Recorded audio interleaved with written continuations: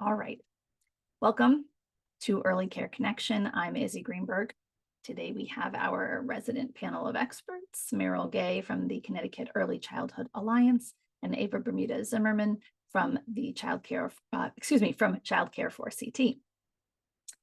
We also have a lot to go over, so let me just get right into it. Reminder to everyone to use the chat for communication between the community or for technical difficulties, and use the Q&A for questions for our panelists. Okay, so today we have a presentation on a new survey that's launching to evaluate care for kids. Joining us today, we have some folks from the Consultation Center at Yale and the Partnership for Early Education Research. So first I'll introduce Mike Strambler, who's an associate professor at the Consultation Center and is the co-director of PEER, the Partnership for Early Education Research. He's joined by two colleagues, Heidi Rosenberg and, and Joanna Meyer. So welcome to all of you. And Mike, I'm just gonna turn it right over to you. Folks, if you listen in, and then we'll do Q&A after their presentation. So you are welcome to put questions for them into the Q&A. All right, Mike, welcome, team. Nice to see you all. Thank you. I'm not sure if you're seeing my. Yeah. Oh, we see we see the whole thing. Okay. Oh, you see the notes slide or not the. Okay. What do you see a single screen, or do you see one we with? see your notes? Yep. Okay. Do you want me to share for you? Is that easier? Yes, if you could do that, that would be great. I can. Thank you. And let me also send to everyone, guys. We've got Mike, just so you know, it's easier to share with our folks if it's a Google Doc, just so that everybody can look at it as they're going. Okay. And so we have this Google Doc that we have here, and I've shared that. So why don't you introduce yourself while I'm pulling it up? Yeah, sure. Hi, everyone. I'm Mike Strambler. As Izzy mentioned, I'm at the Consultation Center at Yale, and I co-direct the Partnership for Early Education Research. We're a research practitioner partnership that is partnered with 3 communities in Connecticut and the State Department of Education. I'm also here with some other colleagues, two at at EDC, Education Development EDC, at the Education Development Center, and OEC. So those are our 3 partners in this work that I'm going to be describing today, which has to do with an evaluation that we're doing of childcare, the Child Care and Development Fund, which is referred to as you all know, Care for Kids in Connecticut. So as part of that work, we are launching a survey that I want to share a little bit about today. Yeah, that's the slide. If you could go back to the second slide, please. I am not an expert at PowerPoint, so sorry for any if I Okay. slow you down. No, that's all right. Oh, thank you. Yeah, so these are our partners in this work for the evaluation. In general, our goal for the evaluation as a whole is to understand how subsidy payments related to care for kids are implemented and how providers and families perceive those policies. And the other part is to understand the impact of these policies on outcomes with providers and kids. So you can go to the next slide, please.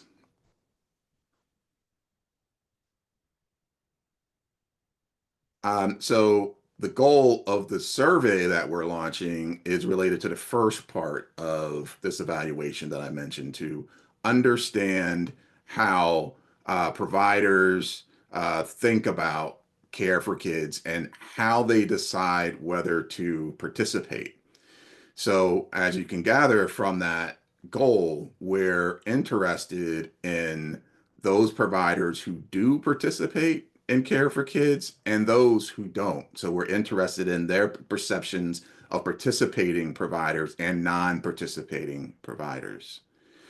We're specifically looking for licensed child care providers and center-based or home-based programs to respond to the survey. And we just want one response per program provider. So whoever is best fit to respond to the survey would be the one we would be looking for to complete the survey. The survey is open today and will be open through April 28th. If you go to the next page, please.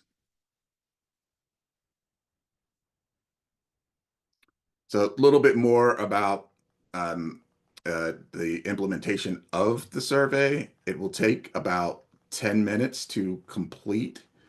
It's an online anonymous survey, and it will be available in 4 languages. Right now, it's available for 2 languages, English and Spanish, and the other 2, Portuguese and Haitian Creole, will be available shortly in the survey. It's a survey that can be completed either on the phone, a tablet, or a computer.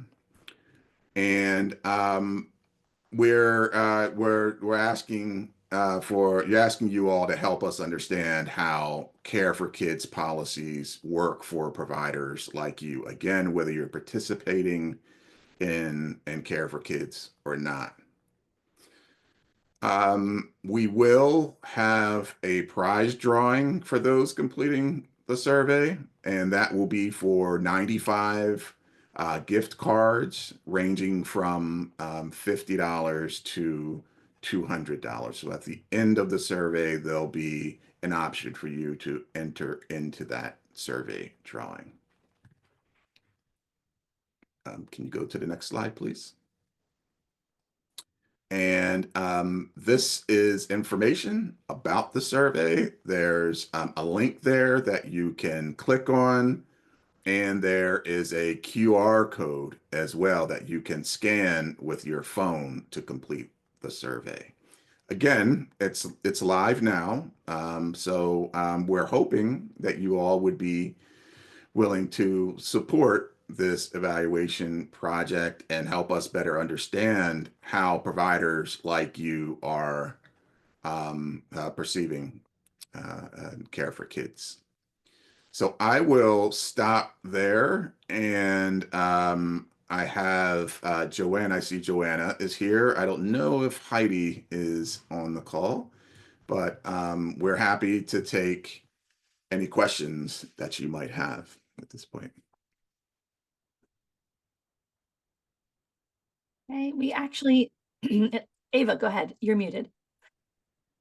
I was wondering so a lot of the providers on this call are either owner operators or directors.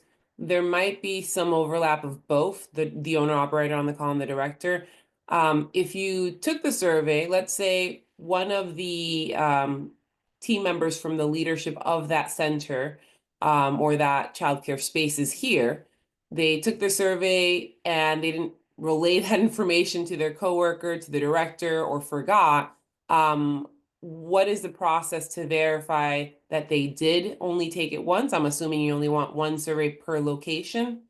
Yes, we do only want one survey per location. So if you all could, if that situation presents itself, so for example, there's an owner and a director, I think the expectation would be for the 2 of them to decide who is best to complete the survey. And then can you just go back a little bit and explain why this survey matters? I Yes. think the motivation of getting the large outcome or return here of people filling out the survey is connected to why, the why.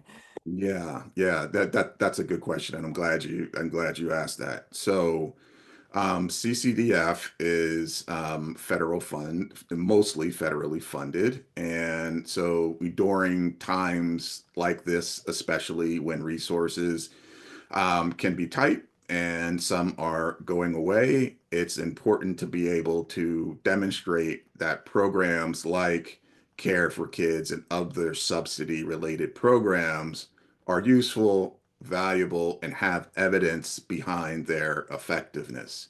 And so those are the main goals of this evaluation project, is to understand that, to understand how that program, these subsidy programs are being implemented, how people perceive them, and then ultimately what the impact is on enrollment, participation.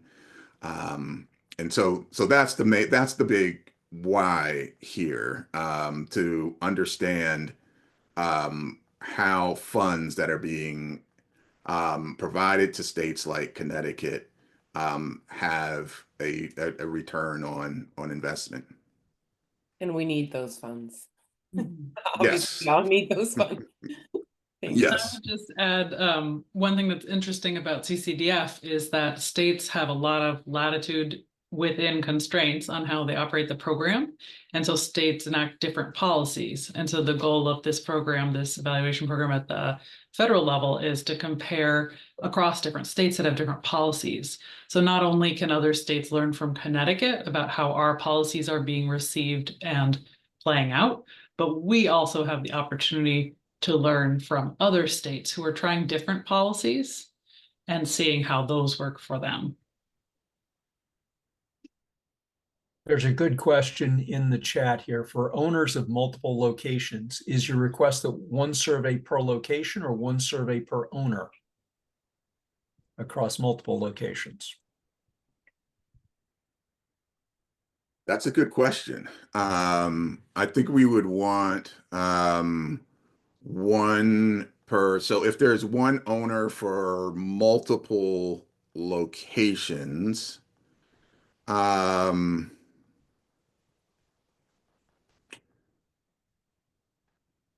I think it's useful to know that the survey does ask how many children are served. So we are able to say, if you own multiple sites and you serve many more children than a smaller site, we know that that response is describing more children. But the questions specifically are about the way that your program experiences Care for Kids. So if that is the same at multiple sites, I would think one response would be best. yeah, I'm thinking something similar to that. Under that condition, I think I would definitely lean more towards an owner completing one, especially if the overall approach is very similar across these sites. If there's something very different about some versus others, then maybe we would expect to have more than one response. But I think the default here would be to say, if you have multiple sites, that you should just complete one survey if you're an owner. Mike, there's a clarification here. The person who's asking, Ed, it looks also like they said there's a different experience in the different locations because of differences in the socioeconomics of the region where that site might be. And so is this something where it could be at the discretion of the person? If they have 10 sites and all of them basically have the same experience, you fill out one. But if you have multiple sites and it's very different at each one, would you fill out one for the different locations? Yeah, I think that's what I was communicating earlier, that it has more to do with the similarities or differences across those sites. And Great. so if you believe that the sites are different, substantially different, and experiencing different things, then I would suggest completing multiple surveys. If it's pretty uniform experience across the sites, then one. Got it. Perfect. We have a state representative on this morning who is asking when the results of the survey will be available. And I'm imagining that from a legislative perspective, we've got a number of early care initiatives that are being considered, and it might be useful to have this information as they're considering. Is this timed in any way to the legislative session? Not intentionally, but when would the results be available? The results would likely be available after the legislative session. I don't imagine that we would be able to move that quickly to have the results before June. So I think you could likely expect some of these findings to come out after the legislative session. Okay, thank you. And I guess that's too bad, but it's understandable. Yes. Julie is asking, will the number, I guess this is a clarification of the number also, number of locations matter in the tally? Can a person write in how many sites they're representing if the owner is answering for multiple sites and locations? Like, is there relevance there for you to understand how many locations they might be representing in their answer? Yeah, Joanna, is there check me here whether we have an item in there that would be able to determine that. No, that's interesting. I was thinking before, as I said, there is a question about the number of children, and I think so there is not a question about the number of sites. And I think one of the challenges here is that we want people to feel like they can answer honestly about their experiences with care for kids. And so we tried to make the survey as anonymous as possible. But that means we're trying to not ask people for too many identifiers. So for example, there's a question in the chat. We don't ask folks for their license number because we feel like people don't necessarily want to identify themselves. And so likewise, I think we do ask for zip code. No, we ask for town, but we don't ask for number of sites because again, that's potentially identifying. Right. Right. So then this is really like, for all of us out there, please use your judgment to give the information that you think will be most helpful to the analysis. Is that kind of the answer? Well, it's fundamentally, it's a survey for folks who manage enrollment or tuition at childcare programs, whether they're centers, multiple centers, or family childcare, to talk about their experiences with participating in care for kids or hearing about care for kids and not participating. So we're trying to understand why people do and don't choose to participate. And so that's why it's oriented towards people at the leadership level or at the owner-operator level rather than individual educators. Yep. Because again, it's an organizational decision about whether or not to participate in care for kids. Great. Ava, you had a question? Yeah, on the chat came in a little earlier ago, a question about the impact of the survey and family home-based providers. So is this survey open to anyone at all who's obtaining care for kids?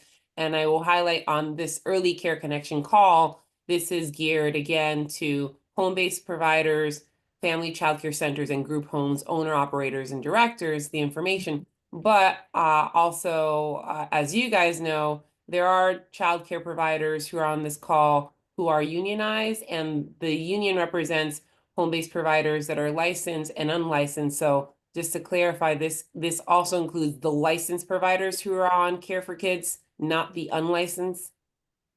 That is correct. Yeah, so this was something we talked about in great detail with our partners at the OEC. So it does not include license exempt. And it doesn't include family childcare. I mean, not family childcare. It does include family childcare. It doesn't include relative care. So so if you're licensed in any capacity in the state of Connecticut for providing care, this survey is for you. Yes, whether you participate in care for kids or not. Yes. Okay. Oh, that's another point of clarification. Whether you participate or not on the actual subsidy. Yes, correct. Any subsidy, if you're licensed, do the survey. Yes, please. Okay. Okay. There's a couple more questions that have come in. I think programs are hesitant to provide care for kids because of the health and safety requirements from the OEC. It would cost some programs quite a bit of money to meet the requirements to be able to afford care for kids. I'm guessing you'd like that anonymous person to fill out a survey. Yes, we would. Those are the types of things we're looking for in this survey. For reasons for why people participate, why owners, providers participate, and reasons why they don't. So that's one of the reasons why we want all providers, all licensed providers, to complete the survey, because we're very much interested in both of those groups of providers, participants in the subsidy program and non-participants. Yes, and also I don't know if that person's eligible to take the survey, so just a good thing to remember, I guess. Yes, yes, we'd love to hear from that person if they are. Francesca asks, will the survey help or impact with changing the way we get paid or updating the Care for Kids regulations and rules? Well, they're wondering what the outcome on the end is. Yeah. You want to speak to that, Joanna? Sure. Yeah. So of course, Mike and I don't have the power to change the policies and regulations. And the OEC is really very interested in learning what is working and what's not. And we know that they've sought feedback in a variety of different ways. This is another way for them to collect information about what is working and what's not. So it does have the potential to inform policies at the state level. And also, as we mentioned, there are 8 other studies going on in other states that are looking at totally different things in some places, like, for example, educator qualifications and pay. And so we do have the opportunity to learn from them, and the feds are interested in learning about how these policies are working. And so when these projects were launched, the concept was that the Child Care Development Fund could change its policies as a result of this research. That's why they are funding this research. All right.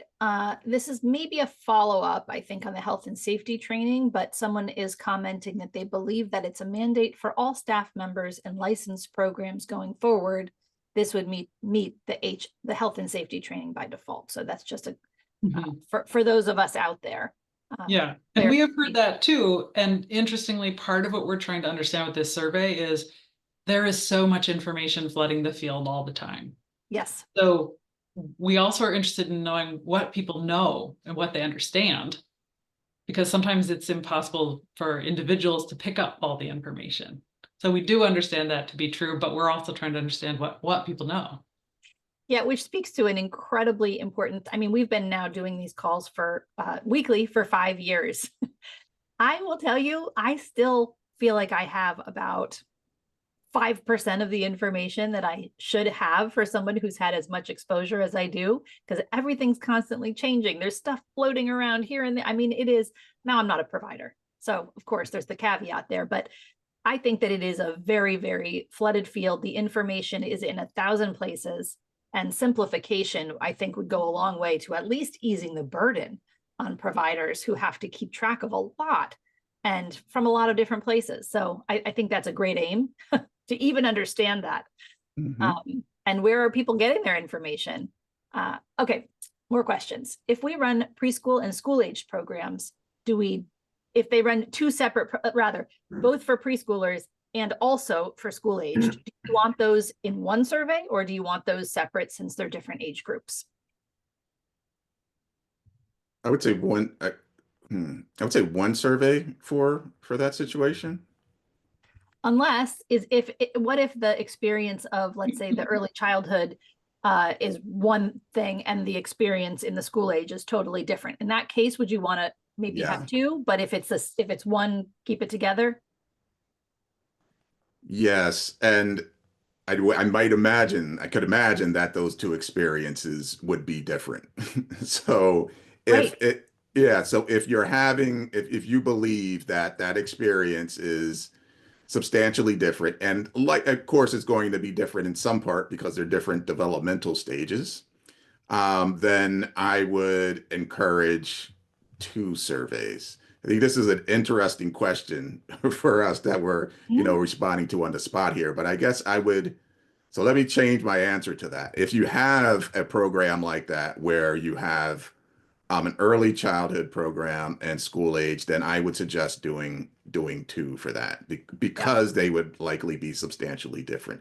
If you think that there is more uniformity across your programs, then complete 1.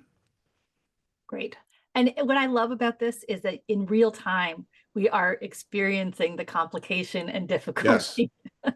of really coming up with a program that works for everyone, because there is so much nuance here.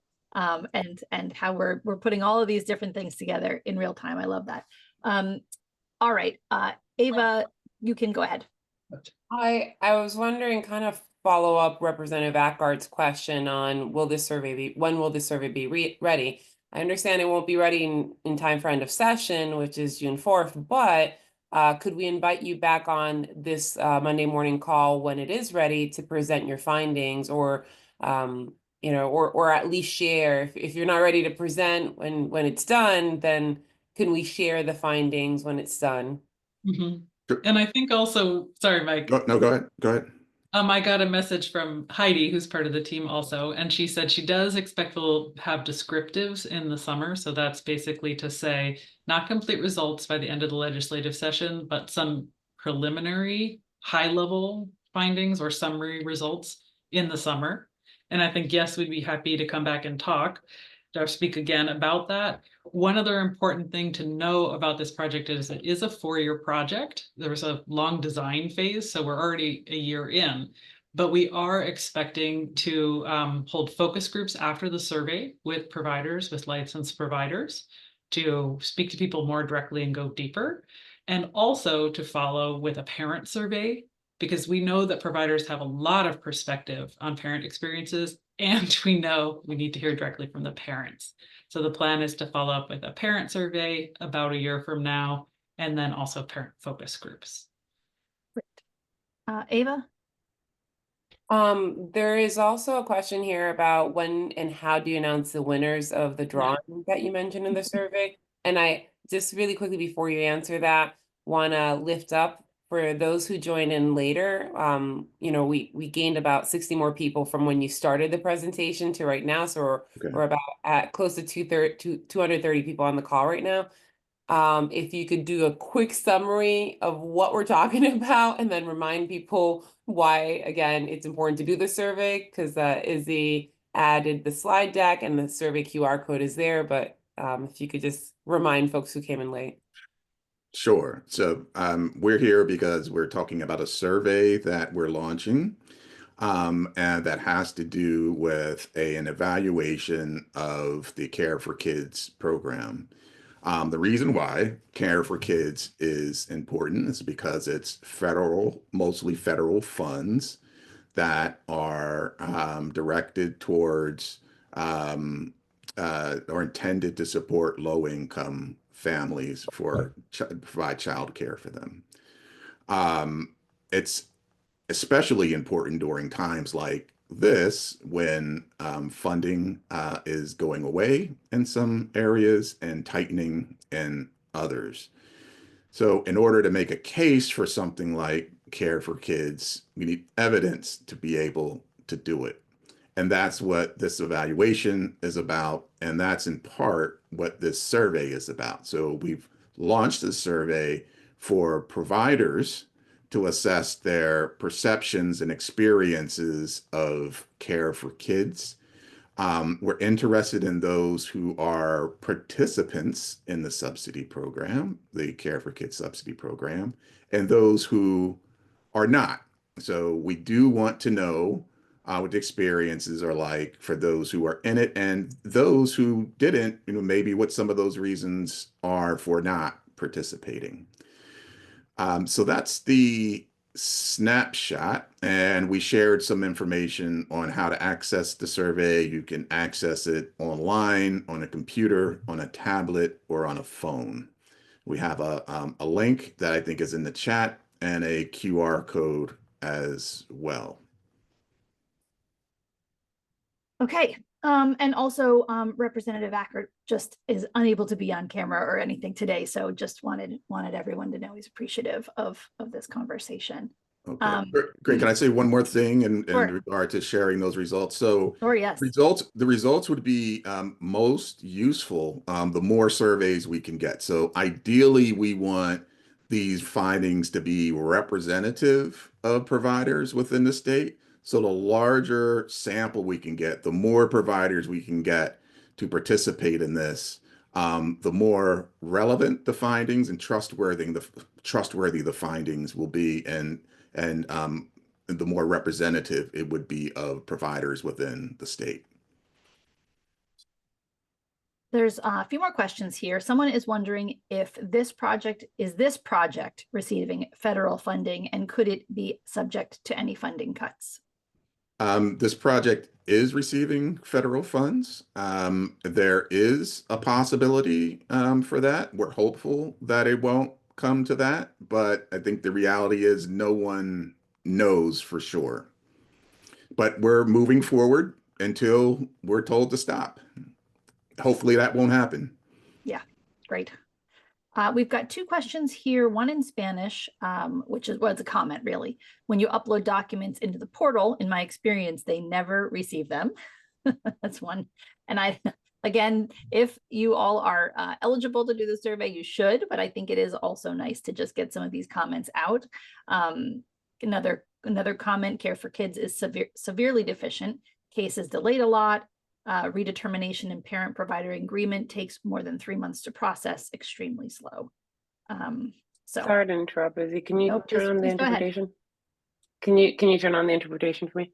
Sure thing, can do that. Give me one quick second to do that. You all can continue to talk. Apologies. We do a little. All right, you're all set. We do a little interpretation dance just to give Sandra a break. This is the behind the curtain. You get a glimpse behind the curtain every once in a while. Okay, for the parent survey, you may want to partner with the Connecticut Project and their rapid survey. They are doing 8 surveys of Connecticut parents over 2 years in support with other organizations like local collaboratives. They're developing a database of respondents that grows with each survey, and parents get a $10 gift card to do their survey, obviously. That's from Joanne. Okay. One other thought based on a question in the chat. There's a comment about how difficult it can be to explain to parents the different fee structure, and that is another piece that we do have questions about in the survey. So that would be excellent feedback to share in the survey.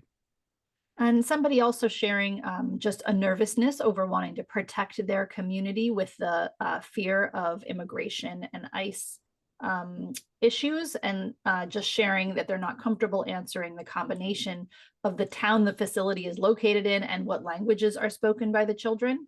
And so wondering, is it okay to just not include location so that it's slightly less identifiable if they want to be overly, maybe it's not overly protected if they want to be protective. The survey is set up so that almost every question can be skipped unless later questions depend on it. And there are no later questions that depend on that. If folks are comfortable, I would say it may be more important to answer the location question and not the language question, but people have to do what they need to do to feel like they're keeping their families safe. That is paramount. Thank you. Yes, we've been hearing a lot of that. I agree with Joanna. That's a decision that you should make as a leader in your organization. Most of the questions, as Joanna mentioned, are optional. You can skip them. But it does help the evaluation. It does help us put some of these responses in context if we have location information available to us. Thank you. And I know the intent is to report out the results in an aggregated and summarized form. I know you've said you will not release any results that can be attributed to any one respondent or any specific community. I mean, of course, the worry is that if it's federally funded, that data could be available anyway. I don't know what, do you have any assurances or safeguards on the raw data, or should people just be protective if they want to be? I would say in the early stage of the survey, or an early page, there's an explanation of how confidentiality is protected, and under standard circumstances, the way that it normally works is that no data is released to the federal agencies. And this is really important to both of the research institutions involved in this, that we don't release the raw data to the federal institutions. We all know these are not normal times, but I think that EDC and Yale. Joanna, you just cut out. Oh, which part? I was saying there are a lot of protections in place. It's totally muted. Oh, I hear her. Okay, wait, it's Yeah. me. It's you. Yeah. It's me. Okay, I can okay. fix myself. Meryl, take over for me while I get this figured out. Okay. So I was saying there are a lot of protections in place for data staying within the institutions that collect it to protect the privacy of respondents and of course the people that they serve. And we know these are not normal times, but I think that both EDC and Yale have a tremendous vested interest in protecting the integrity of data that we collect. So Okay. that's probably the best we can say, but there is no intention to share the raw data with the feds, and also there is large reasons why we would not want to do that, why we would do what we could to prevent that. Okay.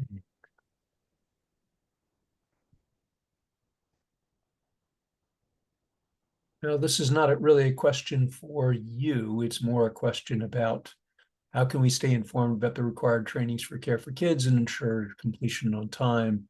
What's the process for notifying us about upcoming training requirements, particularly health and safety?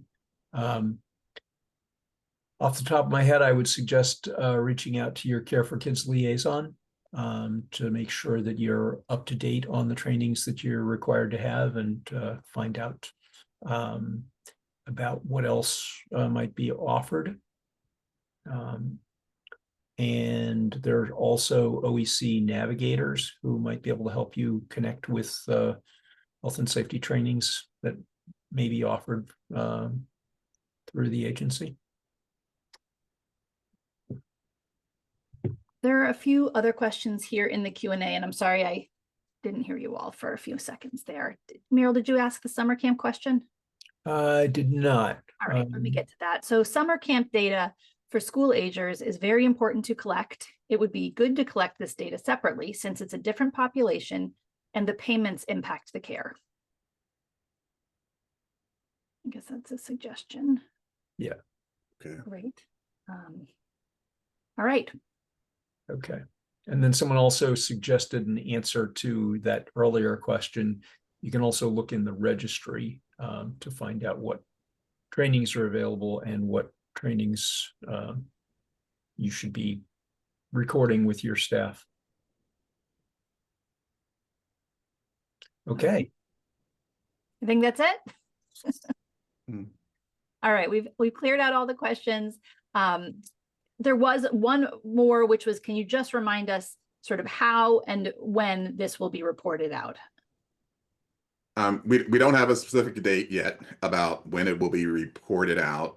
We do expect to have some findings sometime around the summer, but it won't be before the end of the legislative session, most likely.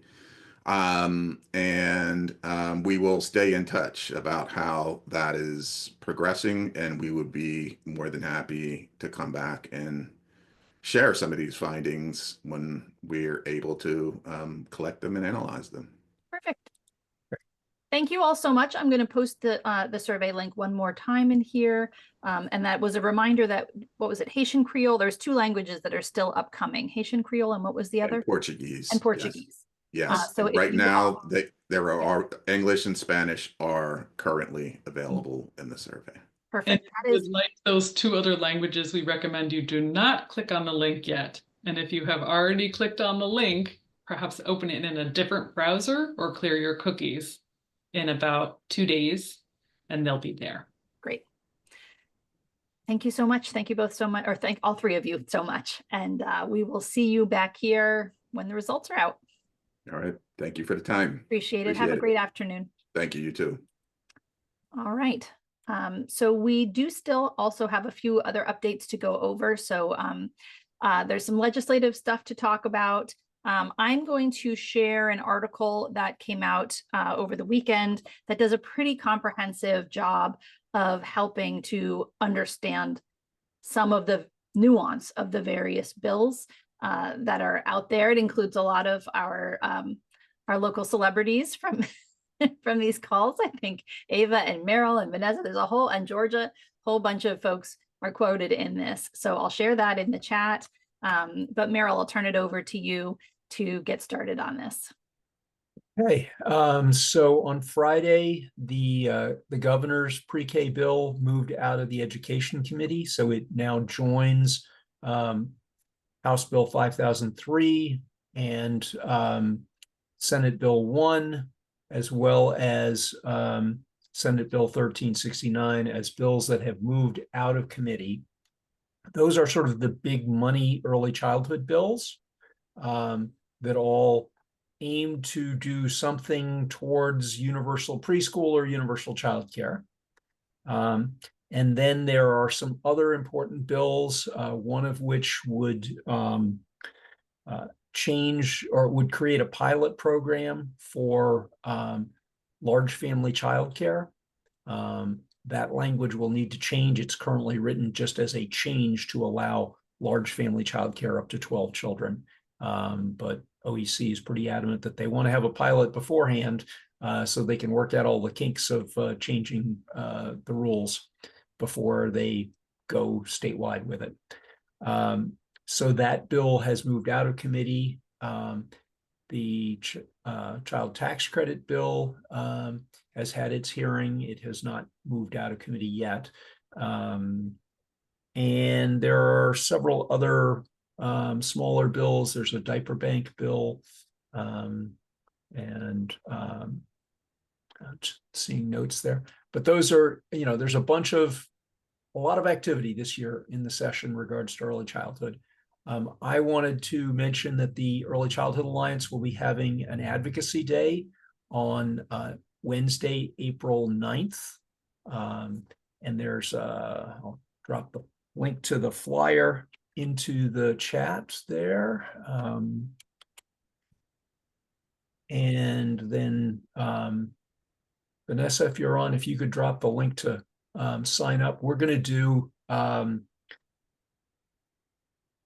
another advocacy academy ahead of time to help people be prepared to go in and talk with legislators. And then we're going to do a night before, a Monday night rally, virtual rally to get everybody psyched up and understanding what to expect at Advocacy Day. We're going to start the morning off with a legislative breakfast, and then we're going to have a press conference, and then we're going to go talk to legislators. We also have a preschool classroom installation that's getting set up on the ground floor of the State Capitol building, which would be a great place for you to invite legislators to come down and chat with you. And so, yeah. Vanessa, have you posted the link there to there it is. Okay, I didn't see that in the chat. So there is the link in the chat for all of those things. Ava, did I miss anything? I do have some clarifying questions for you. Okay. First and foremost, if someone signs up and let's say last minute can't go, could one of their staffers come in their stead? Come in their place.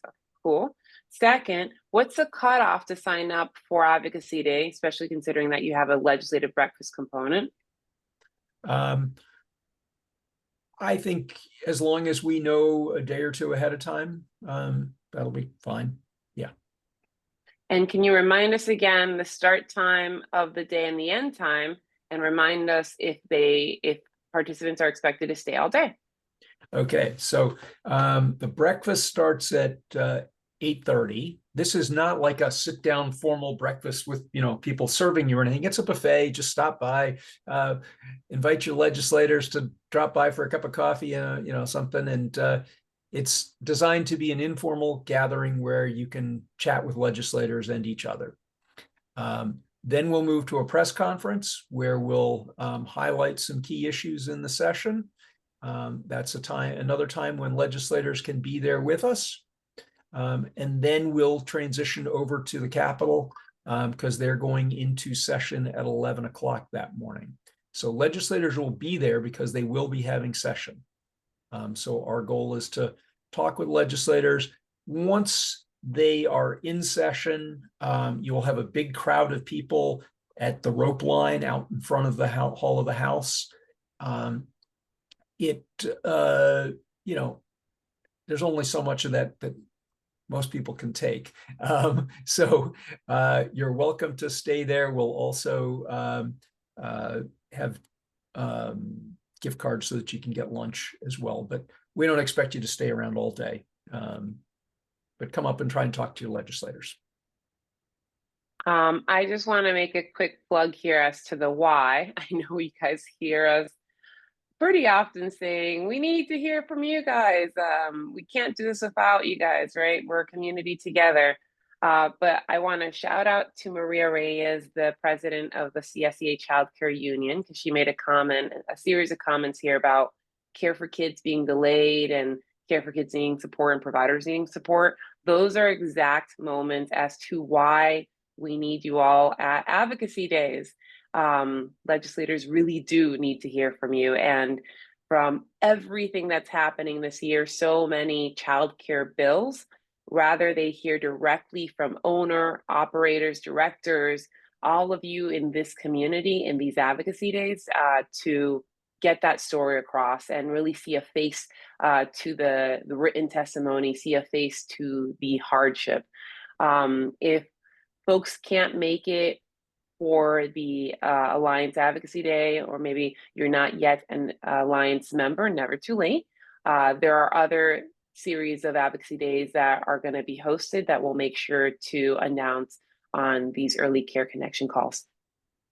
Meryl, question here. Will there be a program at the breakfast, or is it completely informational?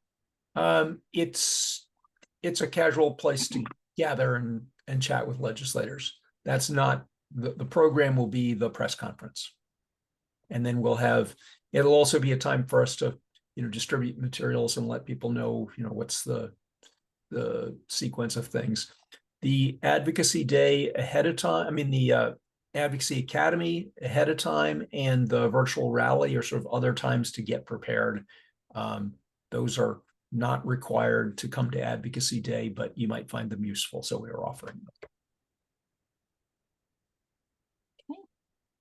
Okay. Anything else that you guys want to go over this morning? Just what Vanessa put there in the chat. If you have questions about Advocacy Day or the Advocacy Academy, drop her an email. Her email is there. All right. There's one last question here about what might help for a future call, but many providers are confused with the new regulations and policies that are effective July 1st and what we can expect from this change. I think we went over that. Well, I get confused because we went over something that changed in October, but I don't understand what's changing when. So we'll look into that. And actually, if the person who wrote that wants to shoot us an email, I'll put the email address into the chat. Actually, I'll type the answer. I double back on that, Izzy, and the reason clarification is needed because there are two different regulation changes that happened. So yeah, if they can clarify. Yeah, so send an email to us at info@earlycareconnection. Oh wait, did I write that wrong? earlycareconnection.org. Let me look and see if I wrote that correctly. Send us an email there or put it in the chat, whatever. But we'll get to the bottom of it and see if we can set this up. Yeah, one more thing that I forgot. Yeah. The Alliance will be having our meeting on Thursday in New Britain at Charter Oak College. And we have brought in some folks, or bringing in some folks via Zoom from Illinois, who from Start Early, to start exploring the whole interaction between special ed services and birth to 3 with early care, and looking at we want to know what people's concerns are, and we're going to be also looking at policies from other parts of the country about things that we might be doing better. So that's an opportunity if you are experiencing issues related to the difficulties with interacting with your school district, if you've got children who are getting services through the school district and then coming to your program, or you're just trying to negotiate that transition from your program and birth to 3 services over to a school district. all of those kinds of things we're going to be digging into on Thursday. Great. All right. Last call. Ava, you have anything else?